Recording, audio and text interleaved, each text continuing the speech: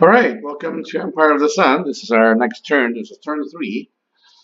And what I've done is I've gone ahead and finished off turn two and did the attrition phase and did the national segment phase, all that good stuff. And you may see some differences here. The Solomon Islands, of course, fell to the Japanese because we had occupied Rabaul and Guadalcanal. That allows us to put Japanese flags on all these places in Solomon Islands. Um, we hadn't, of course, conquered the Philippines or the DEI or Burma or anything like that yet because, Manila hasn't been attacked or conquered yet. So, but if you notice, the core has flipped from its original 10-10 strength to 5-10. That's because it's out of supply, so it's attrited. The Dutch units do not attrit, obviously, because they're in their. Oh, you know who should have attrited? Oh, I did a trade. I'm sorry. So it was a trade. So the Dutch units, this unit attrited, the air unit attrited, but the regiments don't attrit because they're in range of this headquarters, and it's in range of a headquarters regardless of air ZOI and all that stuff. And since we hadn't conquered DI, those guys don't go away quite yet. All right, so we did that. The attrition, we did the attrition national segment phase, and we continued on into the next turn. And so the Allies started to pick up their reinforcements. Okay, and what he did, I wasn't terribly. I don't think it's a good. I think he made a mistake, grave mistake in putting his reinforcements.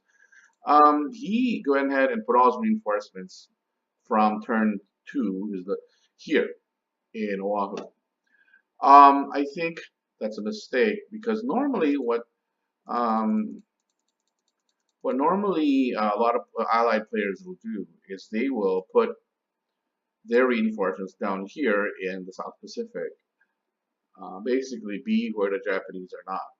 Um, for instance, Funafuti is commonly is a common base for the Allies and Espiritu Santo and maybe even Viti. But here they can also base their reinforcements at Wewak, at Lai, or at Gili Gili because these are ports that are open. They're friendly to the Allies, remember, and they're not under Japanese air ZOI. Normally, if I had the cards, and remember I didn't because I had to use them all up to do all my actions in the last turn. I have one card left that I put in AO in the FO. So normally, what I like to do is I like to deploy the heavy carriers, the Akagi, the Shikaku, the Soryu, down here in the South Pacific, putting a carrier in Hollandia, which puts an air ZOI over central New Guinea, putting a carrier probably in truck so that I can put to the headquarters, the Southeast headquarters is protected, and putting say a carrier here in Rabaul as well, and then maybe moving the battleship, in this case the Hiei or whatever, I think it's the Hiei, yes it is the Hiei, and moving it to Inuitok so that the Marines here don't suddenly get a jump and get a freebie attack on Inuitok. Okay, so that's where that is. I think that this should have been the place where he put them because they're really not doing anything up here. Okay, the American carriers aren't really doing much up here. They really need to be more active. They need to come down here. I think this is a better place for them. Right? So I think this is a mistake, and you put that there. Okay. So he goes ahead and does his reinforcements. I don't think he has. There's not much else to see. Oh, here's another one. Here's something I don't understand. Why put this here? Uh, the Special Forces Marine Brigade. Why put it there? Where is it going? What is it going to be doing there? Is it? Are you thinking that is my opponent thinking of attacking Atu? It's not going to work because way too weak a force. It's larger. This is too weak a force. It's too strong an army. There's no way that he can put this here. Okay, but if the Special Forces Marine Brigade were down here, say in Espiritu Santo, the Americans could or the Allies could threaten to take Guadalcanal and slowly edge their way up the Solomon Islands and put air power up here and so on and so forth. as they did historically, right? So I don't think that's the correct way of putting down reinforcements. I really don't um, agree. One thing that he was worried about, my opponent was worried about was, oh, I don't. He said I don't have any headquarters down here to put um, reinforcements at, because if you remember the rule says that it has to be in range of a headquarters that can activate the reinforcements. In this case, if you look at SyncPack, if you look at Central Pacific, and you look at its range, okay, if you look at its range, if you look at its range command area, there's a light blue range. It goes all the way up here. It all goes into here. It goes as far south as Espiritu Santo and Dumia and Fiji, V and Funafuti, all these places. So the Americans could have put the reinforcements down here. They could also have strategically moved their carriers to the south if they had wanted to do that, either early this turn in turn or maybe late in the last turn. They could have like maybe strategically moved their carriers down here as well, one or two of them. Of course, then I would have had a shot with my submarines, and but he didn't do that. Okay, so that's where that is. Okay, one thing that the Japanese should also be aware of, just as far as strategy is concerned, one of the things that the Japanese should concern themselves with is making sure that the Allies can't land reinforcements directly on a DEI.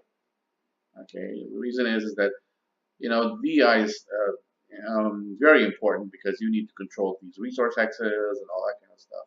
G, the PW, the political will. And if the Allies can land substantial reinforcements down here, it's very difficult. Just because that the job that much harder because then you have to battle these strong formations and so on. Right now, the DEI is being held by, barely held by these weak Dutch regiments, and it's a cakewalk basically. But it's important. One of the things that you should do as a Japanese player is to shut down the ports.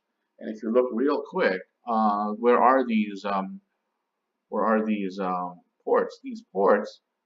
Let's see if I can turn off the. I don't know how to do. How do I turn off the? Anyway, if you look real quick, the ports are down here.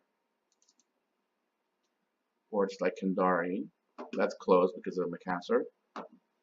Ports like Surabaya, that's closed because that's occupied by a Japanese unit. The friendly port of Chilachap is closed because there's an air unit here which is not supply. There's a Japanese carrier which extends a air ZOI down here, which is uncontested because this allied Dutch plane, is not supplied. Remember, Abda's cut off. This guy's cut off, so he can't supply the Dutch air unit. Okay, Singapore is closed obviously because of this air unit here. So that's important to do. It's important to go in and close down all these ports and making sure that there are no holes that the Allies can exploit and land reinforcements. That said, of course, I couldn't cover everything. Sarong is open, and as I said before, WeWack and Lai, Gili Gili, those are all open, so they could have landed reinforcements there, that much closer to the action here in New Guinea. All right, but he didn't. I think that was a mistake on his part. Okay, so let's see what else is going on here. Okay, so he went ahead and did things like, okay, I'm just gonna put everything down. So he did put some reinforcements down here, some air units, as well as the 11th Corps. Maybe I would have put that closer. Maybe UAC instead of Lai. I don't know, because then if he's thinking, then he's thinking of moving forward to take a tap and then maybe don't move to Hollandia. Those are possibilities. But he just needs to move it closer. I mean, I don't really see why he has to start all the way down here. I mean, where he can start up here, he can start that much closer to the fight, as it were. So he gets all of his delayed reinforcements are now here in great reinforcement spots. That's turn 3 reinforcements. And then he goes and checks which of his corps and which of his armies go to Europe. So he rolls. Okay, he rolls, and I think only one of the units goes to Europe and all that stuff. Yeah, he gets replacements and he flips them. He gets to flip these Aussie units um, because they're not isolated. They're not isolated from, he can't obviously reinforce or put replacements to these guys here because A, they're isolated, and B, they're yellow dot units, so they can't receive reinforcements anyway. All right, so that should do it, I think, for his reinforcements. And I think what I did next, oh, he rolled for reinforcements. He rolled for the submarine warfare, strategic warfare. He has to roll, I think, a 2 or less, no, a 3 or less, and then he suffers a +1, -1 penalty because of faulty torpedoes, and he doesn't get the roll. Okay, so he draws his allied hand. Okay, and what I do, and you'll see it later, I think what I did was I pulled up my reinforcements. So where are my reinforcements? I think this is the reinforcements. Wait. Oh, here it is. Here are the Japanese reinforcements for turn 3. 1, 2, 3, and 4. And what I did was I think I put this guy in truck. Okay. Put that fellow in truck, and I think I put the Junio. If I'm not mistaken, I put the Junio in Hollandia, I think. Again, to project that air power that I needed. And this Japanese plane, I think, went up here to Bangkok. And I think this fellow went somewhere. I think he put him here, just so he can project air power around truck. It's important. All right, I think that's where I put my reinforcements.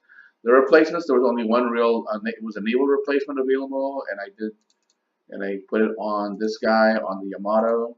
That's pretty standard. That's the only guy who can take replacements at this point, is the Yamato. So that's that. And then there are no air replacements, obviously. And that's it. Okay, and ground replacements you don't get unless you're willing to take from the Japanese divisions available in China. And right now, I'm not in any danger. I don't really see why I should be taking replacements from China.